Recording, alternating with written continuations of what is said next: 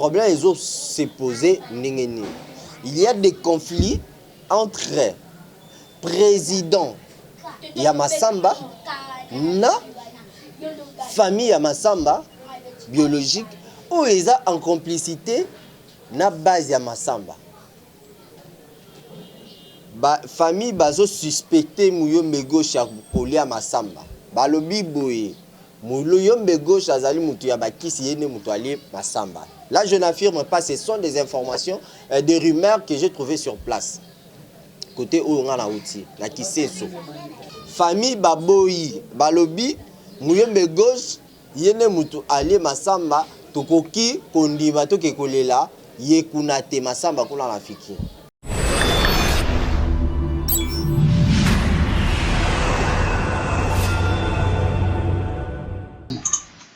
Bonjour, bonjour tous nos abonnés, c'est L News TV, c'est la chaîne Obozota Abiso, héritier maestro Izangai Mutunafandi A. Bonjour Nabinoto, merci Nabinoto Nege Bomesana ko landa biso et puis Nege to bopesa biso confiance ya ko talaka biso ko landa biso ya ko s'abonner pe na chaîne Abiso. Merci beaucoup. Dans on sait pe mingi bo s'abonner parce que ba actualité ezali ebele, ba actualité eza ebele, ba information ezali ebele. Ezali système ya sika oyo ngai héritier maestro on a créé ngai personnellement particulièrement na créé les bino eza système mobo eza particulier pour nanga. Et puis il y a sika pour nanga bato ebele basala kango na ndenge na bango mais ngai na sali yango sika système d'analyse quand je ne pas un invité tant on a mon bato musu ba ça ba fier ba ça ba minene na moko héritier na zawana ya ko informer bino si j'ai l'information vraiment j'ai puisé ça à la source ndenge to lobaka information na zo à la source na bureau désormais Herman Stadi où na sima la caméra mon complice il y a technique non c'est ngayo place où comme alors bureau nanga ils alors bureau nanga tant mamoizo beba mamoizo inda côté kuna toyeti awa fenêtre nanga o kanenge za boye na chikiti nanga mesa nanga kanenge za boye na bandi koloba na pesi bino ba information désormais tokobana ko sa bongo quand il y a un sujet ya rolobela na bana ko ya na sali kaka boye bureau nanga so moninga na fandi aseke makambo eza. Donc désormais, ce mon héritier a fandi à maestro, c'est que Marambo Ezali. Merci à toi ma patronne Christelle Lumpongo, Christelle La Rose, où a payé la confiance, où a courage chaque fois, chaque jour, elle me donne de courage à sa brancher pour la créer peu d'actualité, pour l'actualité, pour motiver les sous ngai maestro to concert ngai Vanessa Moussa Ondoki ngai otolokaranae na mo iliboso na bino tout. Merci beaucoup Mamoula Rose et Christelle pour les réunions de la presse, balobi moi c'est ndinga, moi c'est taille, moi c'est kitoko, moi c'est Alena, moi c'est Sambo, moi si oyo a PC exemple na batu ebele aza pena exemplaire Christelle pour aza exemplaire parce que tu ko tirer le rôle ba exemple ebele le roi ba preuve tala kutu Christelle na mobile na papine Zola Meso de la Katia Paris tala kutu mamu na papine Zola Meso babi mkuse ya talo petit mais costaud na kati na nenga osakante mondadi papine Zola Meso ne babi papouche de la famille famille mobo ya mbasi ya basimo ya mbinga ya kitoko ya pembe ya baluba pe lisusu so yesiko azo konza bango to quelle charge donc talara siko ba héritier maestro pe baza kati wana merci Nabino pour la confiance pe ba motivation, surtout motivation, je suis très motivé na ba chef nanga o bazo diriger ngai et ça la nga bien. Merci à toi Goloa Mayala. Merci à toi Goloa Mayala, donc l'équipe technique de CN News Télévision.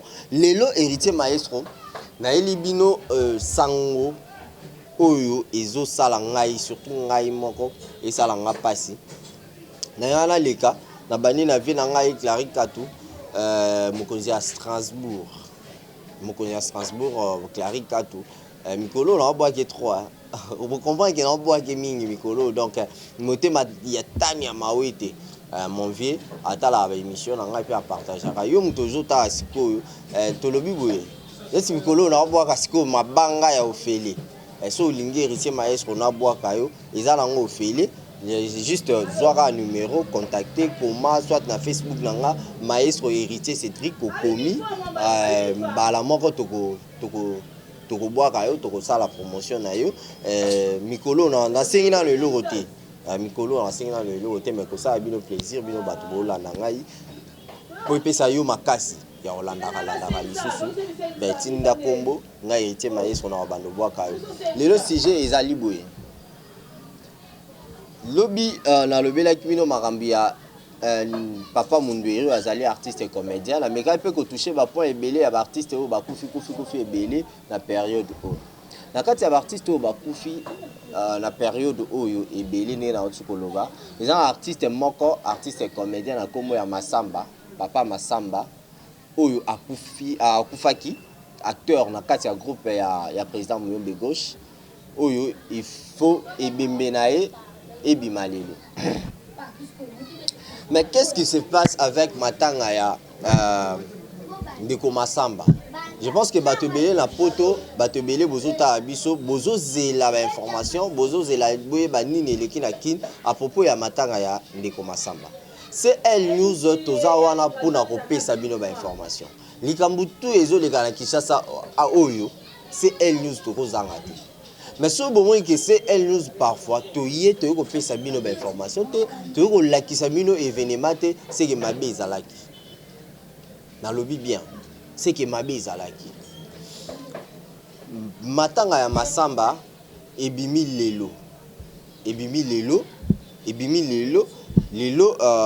20 Matanga ya Masamba ebimi lelo le 20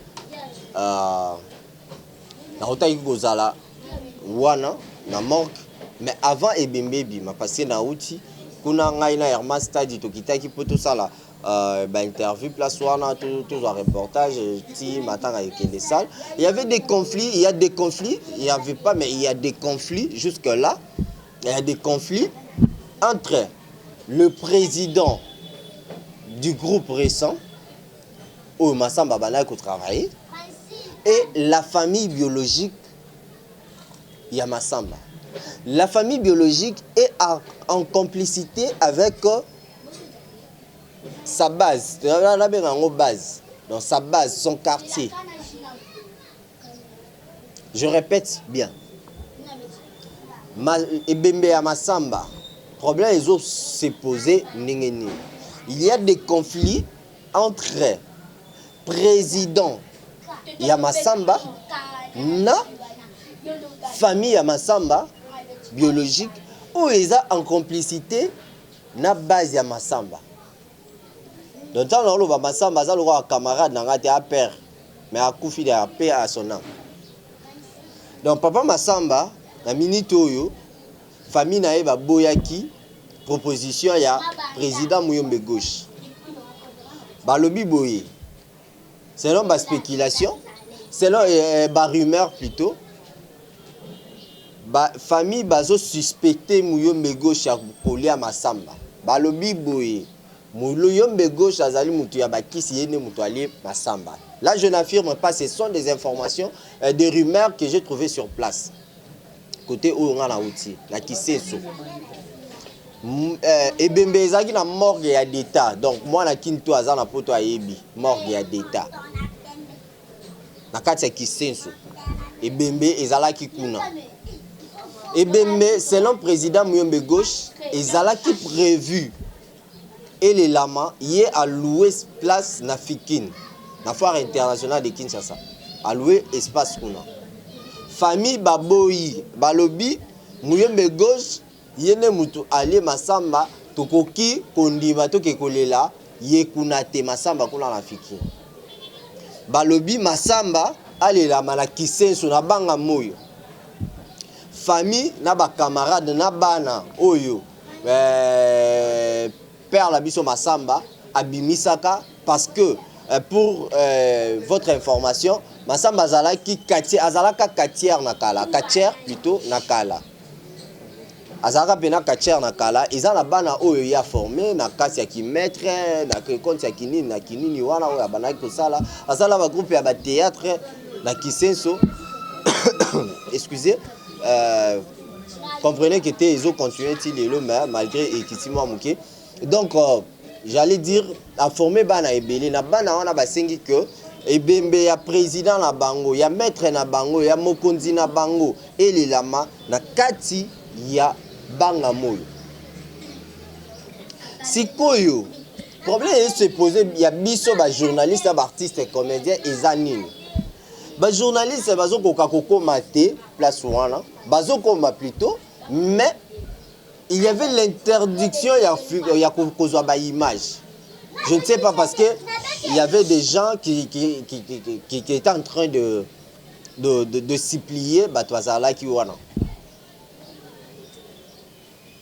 ceux qui bako fongola de façon que ba journaliste bazwa ba image j'espère que ba journaliste au batikali wana sur place parce que moi je vais pas tarder dans la mbelé à ça là en cas de CL News toi ba sujet belé ba émission belé il fallait tout ça là tozongi poto ya ko sala makambo mususu mais sur ce il y a des journalistes qui sont restés là-bas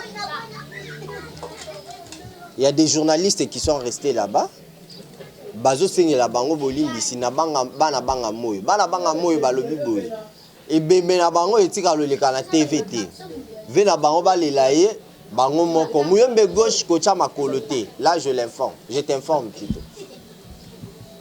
muyembe gauche kocha makolo te kuna donc so tche makolo na banga moyo ba beta yo sérieusement pe okobima te ça c'est l'information au biso tozu sur place. Herman Stade ya bomba et caméra na na sac to boya ki to sala ki semblant le roi bana quartier pour to mekaka ka kozwa ba information ata la mato ya bat moyen to enregistrer zala kité parce que banga moyo tozo banga biso moto yebi ndenge banga moyo ezalaka miné ezalaka réputation na moto yebi en biso. Donc pour votre information, Ebembe a prévu que Ezobima, bientôt là, tout ce qui coûte la mort est déjà, il fallait déjà Ebembe Bima, la famille était déjà là. Il y avait aussi d'autres collègues au Bazaki wana, Ebembe Ezobima, Ezoli Lama na terre, où il y a des tas wana, Ezoli Lama wana. S'il y aura moyen, la journée de demain, dimanche, Toko Kende, pour que la bino ba image to la kisabino ambiance nini et koleka kuna journée à lobby et puis il y a lelo nyonso o e koleka kuna parce que na soir to kozonga lisusu wana pour to zo lisusu ba information o e kopesa biso ndingi sa ke journée à lobby to kende lisusu kuna donc soyez connectés branchés pour suivre l'intégralité parfois il y a une lobby ceux qui est kozala autorisé et puis sur ces vous avez branché dans CL News TV. Si vous s'abonnez à l'antenne, mais quand vous s'abonnez parce que et ça là bien, ceux qui information est bimi, aux enroupés donc Herman Stade dit merci beaucoup comme tu me tiens compagnie. Merci à toute l'équipe de CL News dans Kinshasa pe na poto. Vous avez biso, vous allez brancher et puis vous mettez pesa biso lisusu ba information dès que vous avez nango et que ça la bien. Musala o to sala ngo pona bino. Musala biso eza pona ko informer bino. Eza te que to ya to ça ba bêtise liboso a caméra te ezali pona koyebisa bino.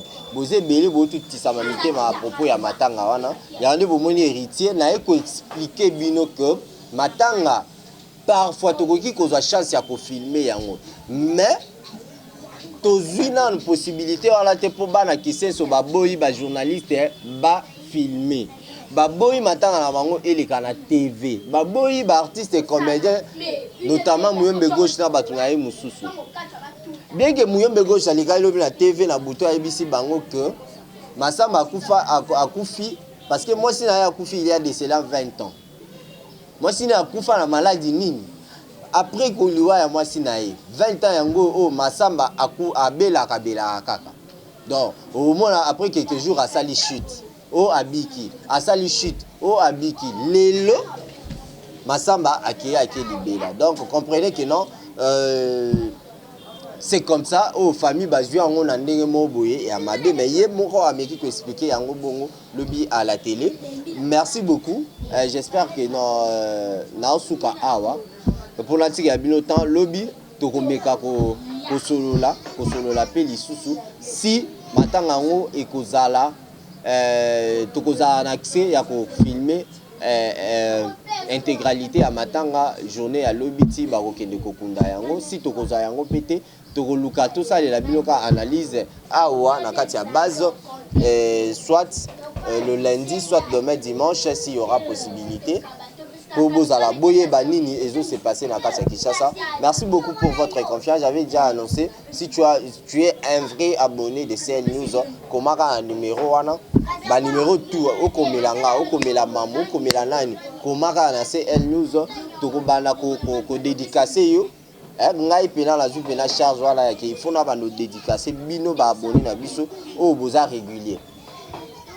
Boza régulier bolekisaka élément te so ekoti botalaka bo ça la fait bien bo partager peu ba émission et ça la bien bo s'abonner bino na bo s'abonner te bo s'abonner et ça la bien merci à ba base na tout malgré le mikolo na boka batu na nyonso te na boka bino te donc il faut bo se manifester so se manifester na boka yo so se manifester te na boka yo te za le roi avait na Clary Katu Mokonzi à Strasbourg déjà c'est manifesté monter ma Tania Mawete mère Tania Mawete donc bah c'est manifesté déjà yo peut ça là le roi yi pour bana pe ko zoya yo et ça a bien merci beaucoup à Christelle Mamouloupungu merci CL News Moblimba tokutani lobby sokinzame asungi biso merci.